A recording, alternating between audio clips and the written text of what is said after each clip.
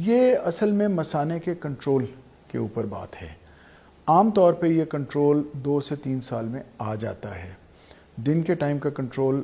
ایک علیحدہ وقت میں آتا ہے, رات کے ٹائم کا کنٹرول ایک علیحدہ وقت میں آتا ہے, مگر بہت ساری وجوہات کی بنیاد پہ یہ کنٹرول تھوڑا لیٹ بھی آ سکتا ہے. عام طور پہ دیکھا یہ گیا ہے کہ تقریباً 5% بچے, لڑکے خاص طور پہ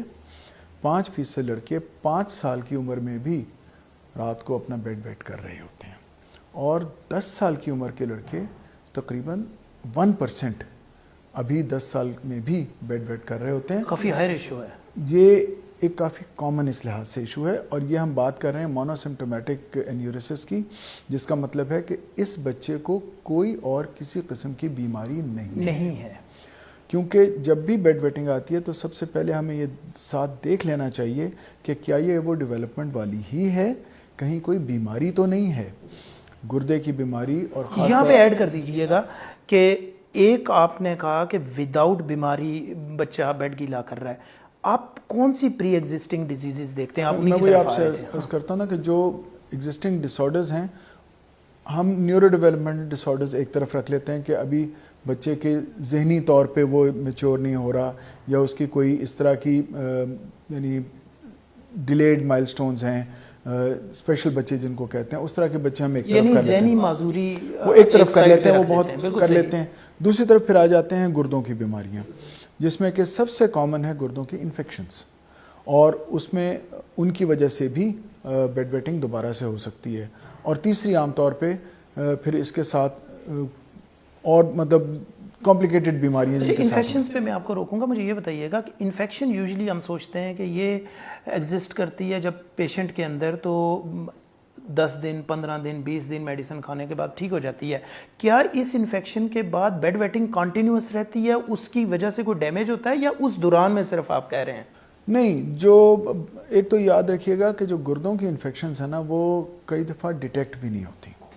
urine infection can be very silent, اور اس میں بہت دفعہ وہ کئی مہینے چلتی ہیں,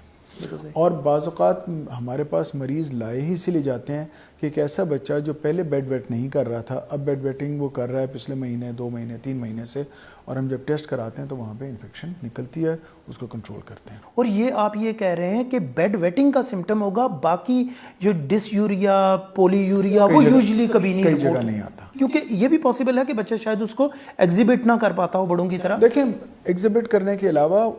ایک تو ماں باپ اس کو اکثر کہتے ہیں کہ وہ پانی نہیں پیتا تھا اس کر کے وہ آپ کو جلن ہو رہی ہے کچھ, لیکن ویسے بھی یہ کئی دفعہ سائلنٹ ہوتا ہے اور نہیں پتہ لگتا. بالکل یہ نہیں پر ہمارا جو آج کا موضوع ہے وہ جس طرح جو کامنسٹ ہے, یہ ساری چیزیں ملا کے بھی بیڈ ویٹنگ کے 5-10% سے زیادہ نہیں ہوتی. بالکل صحیح. باقی 90% وہی ہے جس میں کہ بچہ ادروائز بالکل صحت مند ہے اور وہ بستر گیلا کر رہا ہے رات کو. اور ان میں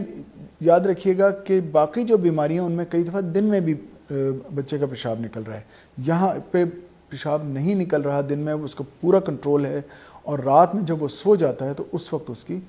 پیشاب نکل جاتا ہے بستر. بڑا شاندار ڈائسیکشن ہے آپ کا کہ اگر یہ دن میں ہو رہا ہے تو اس کا مطلب ہے کوئی سیریس ڈیزیز اس کے ساتھ ایسوسیٹڈ ہے, لیکن اگر یہ رات کو ہو رہا ہے تو یہ وہی 5 اور 1% ہیں جو with the passage of time جن کی شاید اس طرح سے گروتھ نہیں ہوئی یا اندر کوئی ایشو ہے ان کا, لیٹ ڈیولپمنٹ ہو رہی ہے. لیٹ ڈیولپمنٹ, بالکل صحیح. اور یہ سب بعد میں ٹھیک ہو جاتی ہے. بالکل صحیح. اچھا ٹھیک ہے. تو مطلب اس کا جو سب سے زیادہ امپورٹنٹ چیز یہ ہے کہ جو ڈاکٹر کے پاس جب آتے ہیں تو ہمارا مریض کو یہی بتانا بہت ضروری ہے کہ کیا یہ اس گروپ میں سے ہے جس کا ہمیں علاج کرنا ہے, کیا یہ وہ گروپ ہے جس کا کہ ہم ابھی انتظار کر سکتے ہیں اور بچے کو کوئی اور نقصان نہیں ہوگا.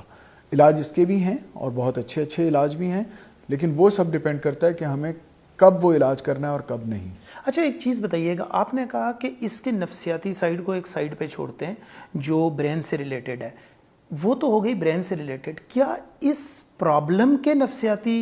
میں وہی آپ سے عرض کر رہا ہوں, نہیں جو پہلے والی چیز ہے نا وہ نفسیاتی نہیں ہے, جو پہلے والی چیز ہے وہ نیورو ڈیولپمنٹل ڈس آرڈرز ہیں, جس کا مطلب ہے برین کی بناوٹ میں کوئی پرابلمز ہیں, دماغ ہی ڈیولپ نہیں ہوا یا کوئی اس طرح کے پرابلم ہے, اور وہ بچے دن میں بھی رات میں بھی ان کا کنٹرول ہی نہیں ہے, وہ ایک پورا الگ گروپ ہے.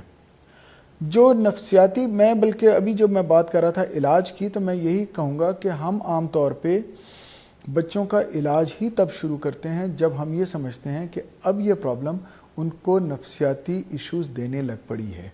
بچے کو شرمندگی ضرورت سے زیادہ ہونے لگ پڑی ہے، یا بچہ اپنی سعادت سے اب تنگ آنے لگ پڑا ہے، تو تب علاج کرتے ہیں، کیونکہ اس میں تھوڑا سا کنٹرولز کرنے پڑتے ہیں، صرف دوائیاں ہی اس کا علاج نہیں ہے، تھوڑے سے کنٹرولز کرنے پڑتے ہیں، اور وہ سارے کنٹرولز عام طور پہ بچے اس وقت تک نہیں کرتے جب تک کہ ان کو ٹریٹمنٹ میں انوالو نہ کیا جائے.